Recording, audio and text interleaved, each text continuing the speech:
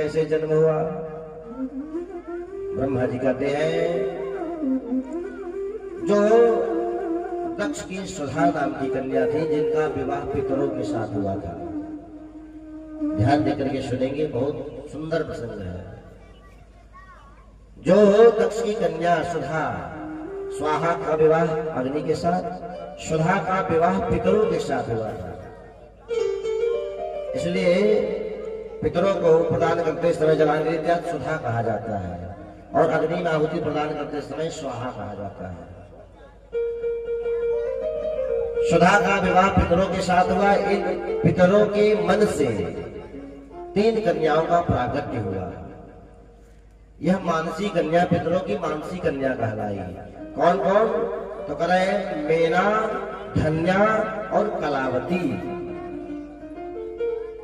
लोकाचार में कहा जाता है कि यह सुधा की कन्या है, लेकिन यह पितरों की मानसी कन्या है, मन से उत्पन्न हुई है। और यह इतनी गुणवती है, यह इतनी रूपवती है, गुणवती है, शक्ति संपन्न है कि कहीं भी कैलाश, वैकुंठ, गोलोक कहीं भी आनंद से आ जा सकती है। इनके भीतर इतना प्रभाव है। एक दिन ब्रह्मा जी कहते हैं एकस्मिन् समये कृष्णो भगिन्यास्ता मुनिवरः श्वेतदीप विष्णो लोकम् जगमुर्दर्शन हेतवे। ब्रह्मा जी कहते हैं एकस्मिन् समय, एक समय की बात है, ये तीनों बहनें पहुंच गई वैकुंठ। काहे? तो कहते हैं जगमुर दर्शन हेतवे, भगवान श्री हरि का दर्शन करने के लिए, भगवान श्री हरि की दर्शन के लिए पहुंच गई। पहुंची, आसन लेकर के बैठी ही थी, विराजी ही थी। उसी समय सनकादि को का आगमन हो गया। सनकादि जो ब्रह्मा जी से उत्पन्न हुए, सनक, सनंदन, सनातन, सनत कुमार, और 5वें हैं सनक सुजात। शिव पुराण में 5 बताए गए हैं और भागवत में 4 कल हमने बताया था।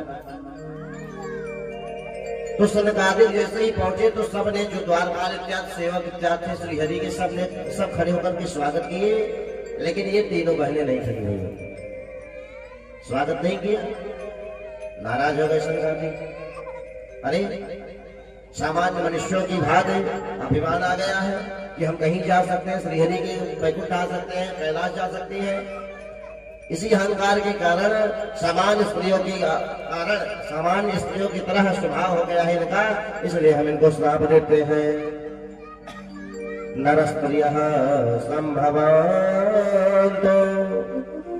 त्रिस्त्रोप्य ज्ञानमोहितः। तुम सामान्य स्त्रियों की तरह ज्ञान मोहित हो गई हो, इसलिए हम तुम्हें श्राप देते हैं कि तुम मनुष्यों की पत्नियां बनोगी। पितृलोक छोड़ करके तुम जाओगी और मनुष्य की पत्नी बनोगी। अब तीनों ने हाथ जोड़ लिया है, बाबा हमको यह सब लोकाचार का ज्ञान नहीं था, हमको कैसे किसका सम्मान करना चाहिए, क्या नहीं करना चाहिए, इसका ज्ञान नहीं था। अनजाने में हमसे गलती हो गई और आपने हमें श्राप दे दिया। तीनों बहनों ने एक स्वर में जब क्षमा याचना करी तो सनकादिकों का हृदय पिघल गया। तो सनकादि कहने लगे विष्णुरंश हिमधार शिखामिनी ज्येष्ठ भवतुका कन्या भवेशस्तेव पार्वती। कहते हैं जो मेना भगवान विष्णु के अंश से उत्पन्न जो हिमालय है, विष्णु अंशस्य शैलस्य, भगवान विष्णु के अंशभूत जो हिमालय है, तुम्हारा विवाह उनके साथ होगा। और ज्येष्ठा भवतु तत्कन्या भविष्यत्येव पार्वती, और आपकी ज्येष्ठ कन्या के रूप में साक्षात जगदम्बा आपके गर्भ से जन्म लेंगी। बोल पार्वती मैया की जय। और उन पार्वती मैया का विवाह महादेव के साथ होगा। आपके दामाद होंगे महादेव। फिर तो मैना बड़ी प्रसन्न हो गई। अब सनकादि कहते हैं धन्या को, जो मछली बहन है, तो कह रहे हैं धन्या प्रिया ज्योति आतो योगिनी जनकश्च च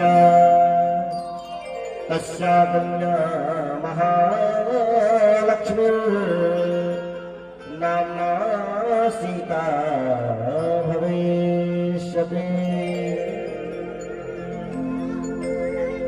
शनकादि कहते हैं धन्या को, जो मछली कन्या है, धन्या को कहते हैं आपका विवाह होगा जनक जी के साथ। धन्या प्रिया द्वितीया तो योगिनी जनकाश्च, आपका विवाह सीरत जनक के साथ होगा और साक्षात आपकी कन्या बनकर के महालक्ष्मी आएगी जिनका नाम सीता होगा। और सीता का विवाह परात्पर ब्रह्म भगवान श्री राम जी के साथ होगा। धन्या भी प्रसन्न हो गई। और जो कलावती है, कलावती को संत कुमार कहते हैं वृषभागस्य वयस्य कनिष्ठा च कलावती भविष्यति प्रिया राधा तत्सुता द्वापरान्तकः। सनकादि कहते हैं हे कलावती, तुम्हारा विवाह वृषभानु जी के साथ होगा। वृषभागस्य कनिष्ठा च कलावती, और आपकी कन्या बनकर के साक्षात भगवान श्री कृष्ण की प्राण वल्लभा राधा जी आएगी। भविष्यति प्रिया राधा तत्सुता द्वापरान्तकः। राधा जी आएंगे। इतना कहकर के चुप हो गए। कलावती ने कहा मेरी कन्या राधा का विवाह किससे होगा? सनकादि प्रसन्न होकर के कह रहे हैं गुप्त स्नेह निबद्धासा कृष्ण पत्नी भविष्यति। सनकादि कह रहे हैं कि राधा का गुप्त प्रेम होगा श्री कृष्ण के साथ, इसलिए यह भगवान श्री कृष्ण की पत्नी बनेगी। गुप्त स्नेह प्रिया निबद्धासा कृष्ण पत्नी भविष्यति। इनका श्री कृष्ण के प्रति गुप्त स्नेह होगा और यह भगवान श्री कृष्ण की पत्नी होगी। और समाज में काफी मूर्खानंद टहल रहे हैं।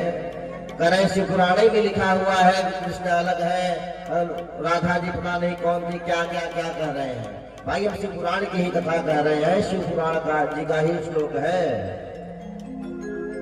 शिव पुराण में स्पष्ट रूप से लिखा गया है